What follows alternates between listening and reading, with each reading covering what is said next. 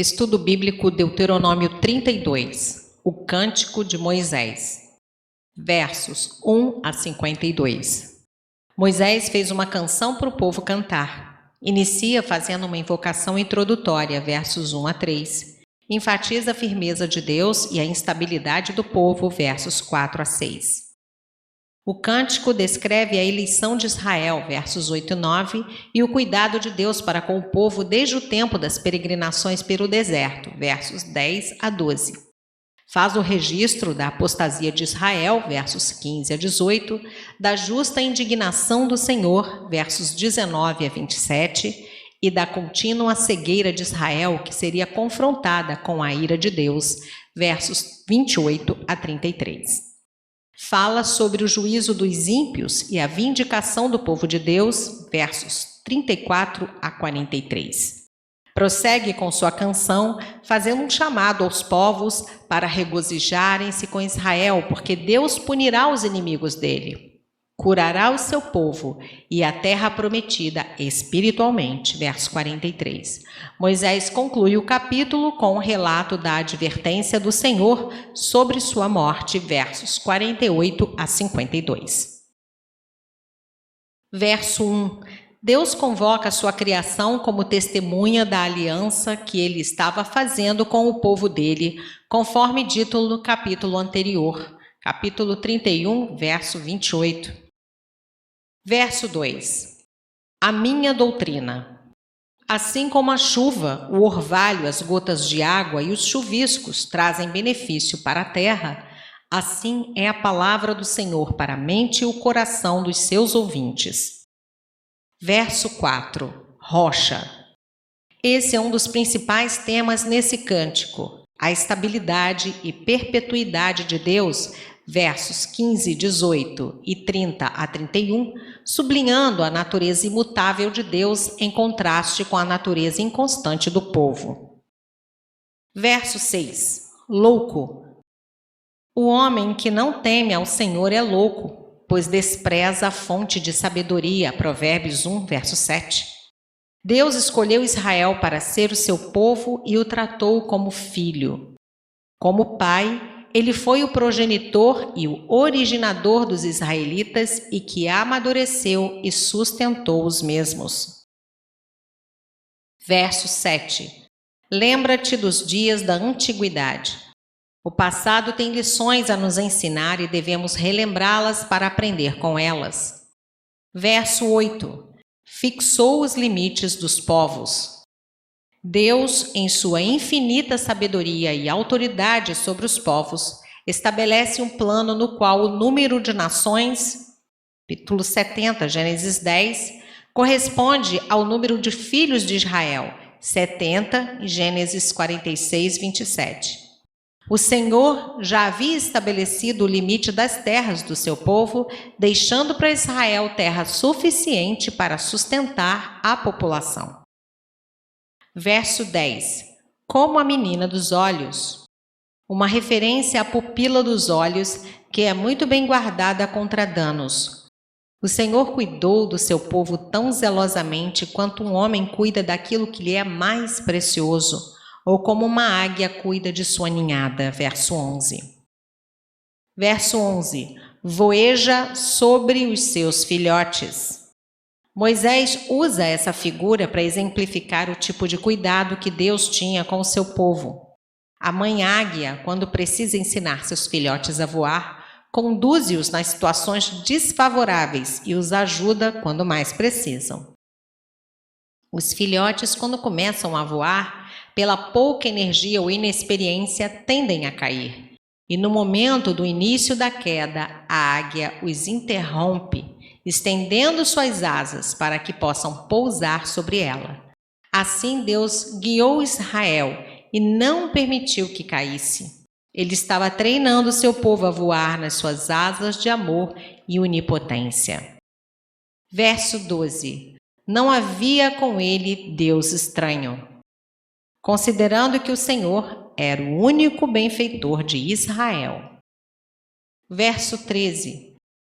Israel avançou na força do Senhor em um majestoso triunfo através da Transjordânia, capítulo 2, verso 31, e por sobre a montanhosa Canaã, para que festejasse por causa de todas as melhores ofertas de campos e rebanhos, versos 13b e 14.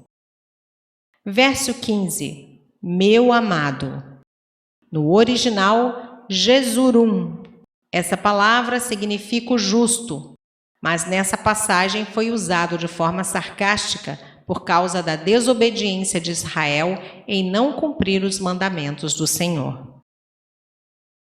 Verso 17a.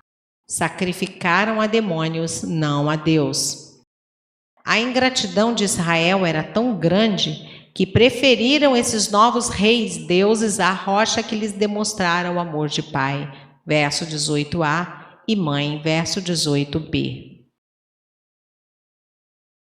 Verso 21, zelos. Assim como Israel provocou a ira a Deus adorando os falsos deuses, o Senhor provocou seu povo usando os povos não aliançados como os seus instrumentos para castigá-lo, versos 23 a 25. O apóstolo Paulo apresenta o cumprimento dessa profecia na extensão do evangelho aos gentios, Romanos 10, 19 e 11, 11. Verso 22, um fogo se acendeu ao mais profundo do inferno. Um fogo aceso não tem limites na sua força destruidora, assim seria a ira de Deus, como um fogo devorador, atingindo inclusive aqueles que se encontram nos túmulos, como indicação do eterno juízo de Deus contra aqueles que se lhe opõem. Versos 23 a 25. Nesses versículos, vemos as maldições apresentadas no capítulo 28. Israel seria destruído da mesma forma que um povo não aliançado com Deus. Verso 27. Para que os seus adversários não se iludam, o Senhor não permitiria a completa destruição do seu povo, para que o inimigo não viesse a interpretar sua vitória erradamente, negando ao Senhor a honra que lhe é devida. Verso 30. Um só perseguir 1000. Quando o Senhor intervém, o número de pessoas não é importante. Com a ajuda de Deus, Israel poria em fuga um vasto número de adversários. Levítico 26, 8. Ao passo que, sem a ajuda de Deus, seria derrotado por alguns poucos, chegando mesmo a fugir quando ninguém os estivesse perseguindo. Levítico 26, verso 17. Verso 32, vinha de Sodoma. Pelo emprego da metáfora de uma vinha, cada tipo de uva produz um vinho. Os pecados dos inimigos de Israel foram descritos como tendo suas raízes em Sodoma e Gomorra, cidades iníquas, cheias de maldades que foram destruídas por Deus. Gênesis 19, versos 1 a 29. Versos 34 a 36. Deus não se esqueceria dos atos perversos dos seus inimigos e o juízo sobre eles seria uma vingança pelo seu povo. E isso só aconteceria quando Israel ficasse desamparado, como quando pela primeira vez ele o encontrou. Verso 10. Para recebermos o dom divino da salvação, precisamos reconhecer nossa incapacidade sem ele. Romanos 5, 6. E assim provarmos o poder do livramento do domínio do pecado sobre nossas vidas. Romanos 7, 18.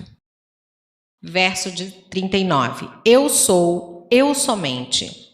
Após mostrar a fraqueza dos falsos deuses, versos 37 e 38, o Senhor revela sua natureza, provando ser o único Deus que pode oferecer ajuda e proteção a Israel.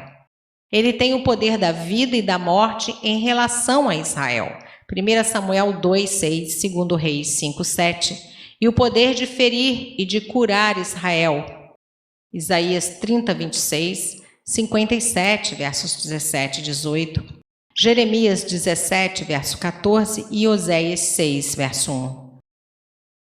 Versos 40 a 42. Levanto a mão. Ao levantar a mão, Deus estava jurando por si mesmo que exerceria vingança contra os seus inimigos. Versos 43 a 47.